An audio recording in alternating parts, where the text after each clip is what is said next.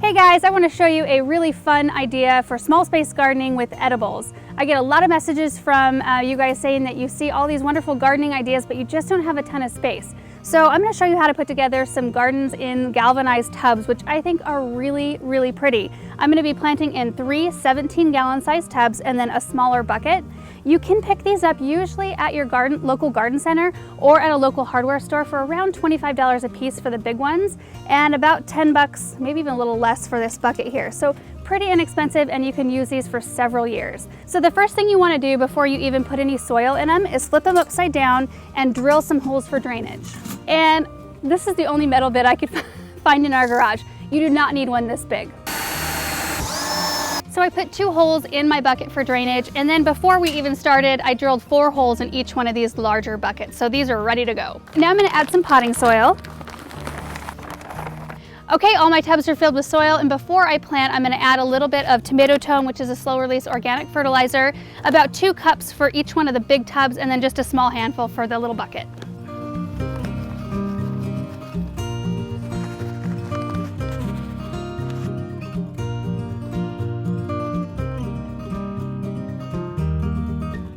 All right, this next part is the best part. I love going down to the greenhouse and picking out plants. And when you're planting in containers, you just want to be mindful of the varieties that you're choosing. You don't want to pick anything that's going to get huge. So like this first one in the bucket, I'm going to just put 1 plant. This is a Jala Fuego pepper. It's supposedly the hottest of all the jalapenos. And this will fill in this container nicely.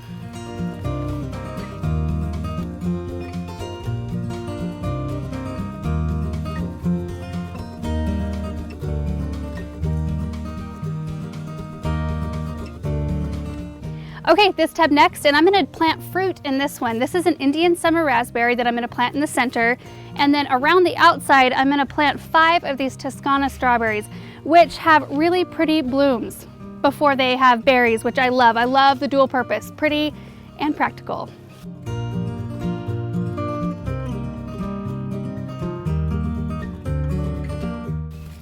That tub already looks full and perfect. I love it. Okay, for this next tub, I'm going to be planting a Betterbush tomato in the center. When you go to pick out your tomato, know that there's 2 different types you can choose from, determinate and indeterminate. Determinate are shorter, more compact, bushy tomatoes that oftentimes don't need to have any support system or staking, as opposed to indeterminate tomatoes, which are also called vining tomatoes, and those will grow anywhere from 6 to 12 feet, a little bit big for a container like this. So this is a nice determinate variety of tomato. Most of the time the tag will tell you whether or not you're getting a determinate or indeterminate variety, but if it doesn't say, you can just Google it. You can find it pretty quick. Okay, around this tomato, I'm excited for this. I'm going to be planting a bunch of marigolds. Marigolds are a great companion plant. They'll keep bugs away and they'll look pretty.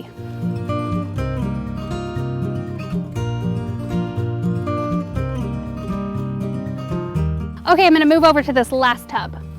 Okay, in this last tub, I'm going to be planting a dark green zucchini. And this is actually a bush type zucchini, so it doesn't get enormous. But it will look a little bit lonely in this tub for a little bit. But if you've ever grown zucchini before, you know how fast it grows. So this is just going right into the center.